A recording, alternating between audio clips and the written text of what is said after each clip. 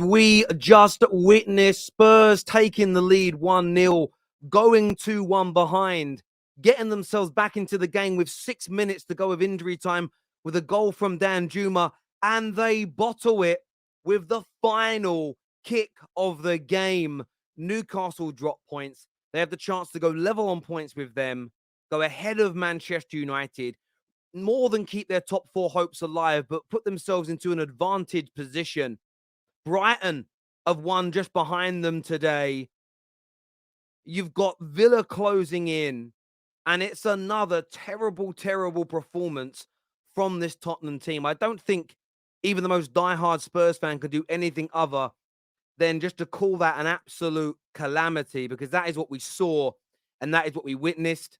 Brighton today as well, we're covering both games. They went a goal down early through a deflected shot of Conor Gallagher.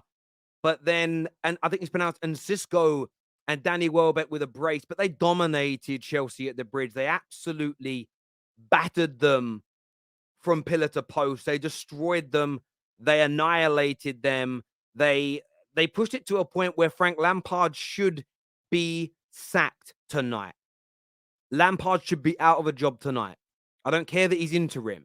Sam Allardyce is a better bet as interim manager than Frank Lampard. Legitimately. Sam Allardyce would do a better job. Alan Kirbysley would do a better job. Roy Hodgson, I know he's gone to Crystal Palace. All those managers would. All them old school managers are all better than Lampard. Bringing him back was a calamity PR stunt. A populist decision. You've got even worse than when Potter was here, which nobody thought was possible. They must get rid of him tonight. There are, I reckon there's 100 professional managers available right now out of work that are better than Frank Lampard. Is Ian Holloway available? He's a better manager than him, legitimately. And Tottenham, listen, I've been speaking about this the last few days. The football gods are real. The football gods exist, and I'm not disrespecting anybody's religion, so if you're offended, do one. Football gods, fate, I don't know what it's called, right? Patrick, Chatty Patty in the group chat today when Newcastle lost. I told you we'll get it. They will drop points. No, you don't make that claim until after your game this weekend. You don't say anything until after your game this weekend. And as soon as he said it, and Jess is coming on in a minute, and she'll tell you because we're eating breakfast. Late breakfast. We slept in today.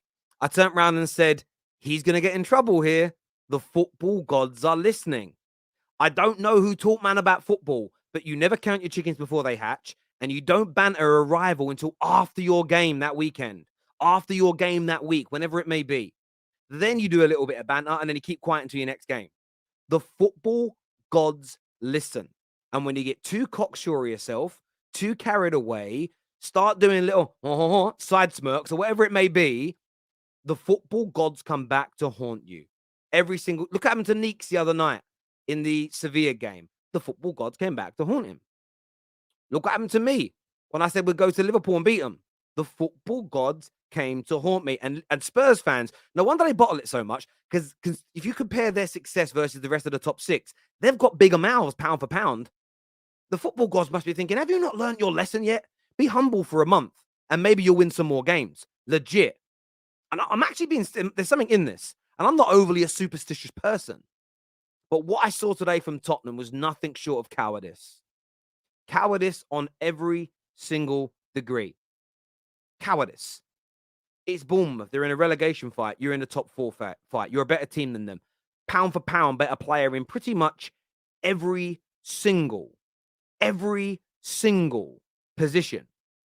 But for some weird, strange, unadulterated reason, they collapsed at home. They bottled it. They couldn't see the game through. They had opportunities, but I'm honestly watching, and I'm very honest about these things, I didn't even feel they were going to get an equalizer. That, for me, was a good shot from Danjuma, a little deflection, but I didn't think it was overly deserved. Bournemouth were the better team. They probably didn't have as many shots, but they played their game well. It was another disaster from Tottenham. There's no doubt about it. It was a cowardice, horrible, meek, beige performance from them. And look, the football gods aside, it's just It's not right the season time off yet because we don't know how consistent Man United are going to be with no Rashford and Varane and Lissandro for a few weeks. Lissandro out for the rest of the year. Let's see how Newcastle bounce back from today's defeat.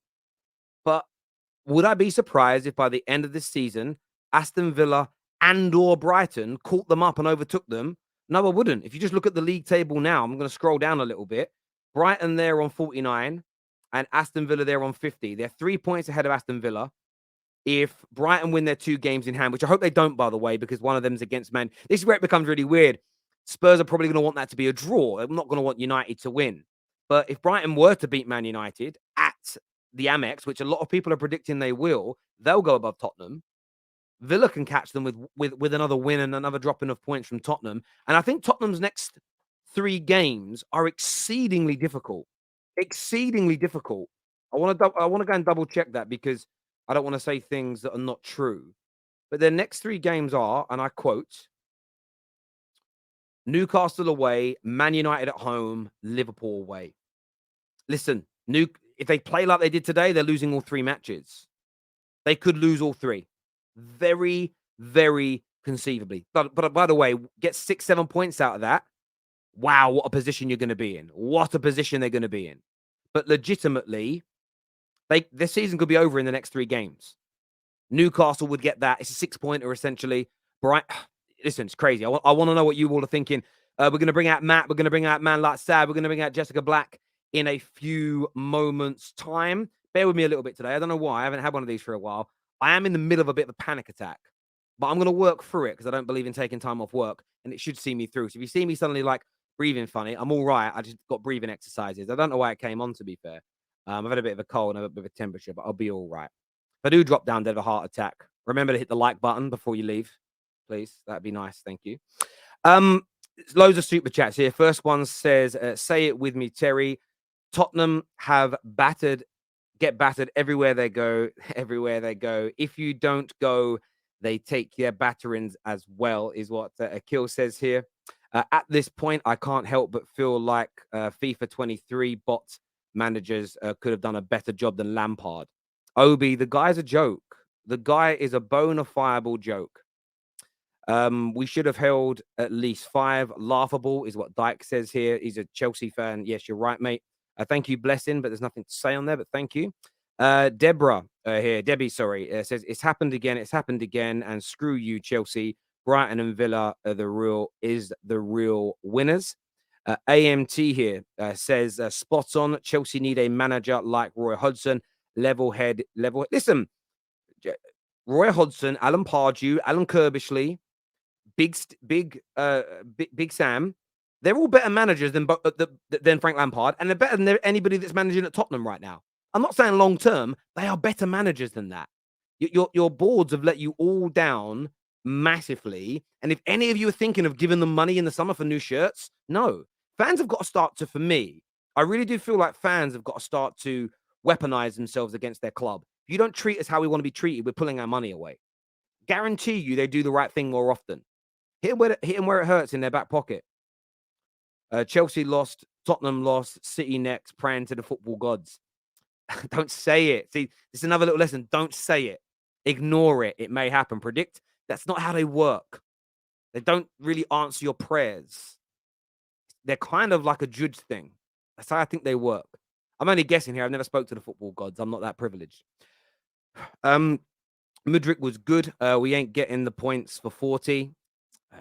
Where are Chelsea in the league, actually? I'm not even 11th still. 30. Oh, my God. Look, with Bournemouth's win today, Crystal Palace only a couple of points behind. Nah, I couldn't. They couldn't end up in 12th, 13th, 14th, could they? That would be mad. KL agent here says, shocker, sacking Conte but keeping the staff doesn't change a thing. 1-0 at home and you sit back and absorb pressure. Get the season ended tonight. Mate, it's a genuine embarrassment. Newcastle and Spurs loss. Need United to get 3 points tomorrow. Don't care how, just do it. And listen, Man United are the favourites. We've got to work really hard against Forest to get it done. But it's a great opportunity for Man United because we don't have a league game next week when everybody else dropping points. You've got to capitalise. If we don't now, it will be a bottle job from us. How many days till Chelsea stopped playing football? Many, many days. I remember Spurs were deemed to finish above Arsenal. I remember Patty gave me a dirty look when I said that I think Arsenal will finish 10 points clear of you.